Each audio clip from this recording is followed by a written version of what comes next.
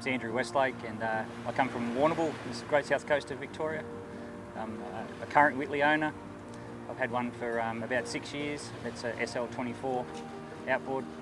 We've got a plan for the Whittley. We'll change the Whittley over in a few years' time. We'll definitely stay with the Whittley brand. I'm very satisfied with it. I guess probably before I had the opportunity to spend some time in a stern drive, it would have been an automatic decision to go for another outboard model. But having the opportunity with the Captain magazine to come up here on the New South Wales coast and spend some time in 2 stern drives has definitely made me rethink that.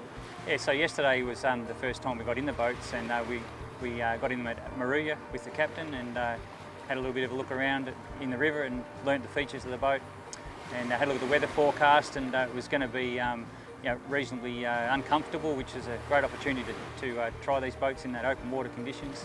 So we went out and did a little bit of trawling for marlin and had a great day out there, but the conditions were fairly rough, so it was a great opportunity to try these hulls with the stern drives. So when I first got on the SL22 yesterday, I went looking for the engine box and it wasn't there. There's just a very small section at the back of the boat near where the bait board is, and I was really surprised about that. But I was actually quite impressed by the fact that when I looked over the back of the bait board, there was no obstruction, so you'd be very confident to steer a fish around the back of the boat and not have to reach out over the outboard. So in the SL22 there's a 240 horsepower V6, and it's incredibly responsive to the throttle. Jumps up on the plane pretty quickly, and you can settle the boat and set your track pretty much instantaneously. Yeah, I think when you're driving the boat you can definitely tell that the weight's down lower in the hull, and when I drove the SL22 similar to how I would drive my 24, and it responded the same, except it probably was felt more sort of sure-footed, particularly in that really rough water. I probably expected when we started to drive the boat as a stern drive that I'd have a lot more bow attitude than what we did have. Once you out of the hull shot, the boat flattens out really quickly, and it starts to work on the hull really well.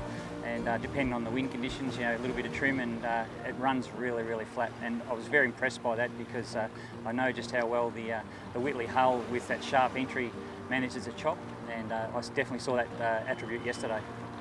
The duo prop's a new thing for me. I'd not driven a boat, certainly hadn't driven a stern drive of any modern configuration before, and you can actually feel the prop bite pretty hard in the water, and particularly in the turns. I actually thought that the stern drive and the weight down so low, the boat turns really comfortably, and the SL22, I actually look back on it as probably almost like a fun boat that you can actually go hardcore fishing in, because it's just got all those features. You can definitely be comfortable to pull a skier up with it.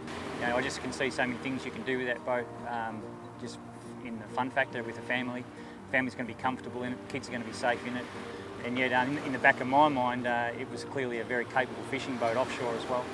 One thing I was a little bit interested in with the stern drives was just how much the leg hung underneath the boat. Yeah, we put the boats up on the beach here today, and no troubles at all. Leg just trimmed up and up on the beach for lunch, and everything's fine, no problem at all. Today it was my turn to have a drive of the SL26, and we came down to Bateman's Bay and launched the boats.